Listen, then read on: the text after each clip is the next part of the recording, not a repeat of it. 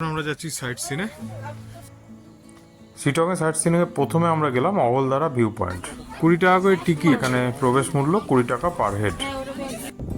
বেশ কিছু সময় কাটালাম, আকাশ পরিষ্কার থাকলে এখানে খুব ভালোই দৃশ্য দেখা যায়। অনেকখানি জায়গা জুড়ে অবলদারা ভিউ পয়েন্ট।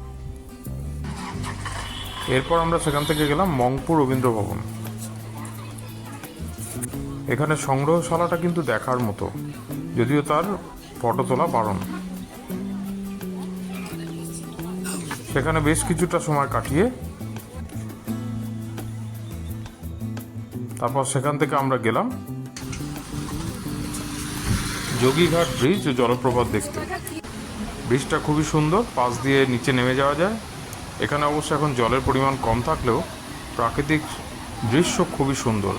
আমরা সেখানে বেশ কিছুক্ষণ সময় কাটালাম, ফটো তুললাম এবং ভালো লাগলো সেই সময়। আর এসো না।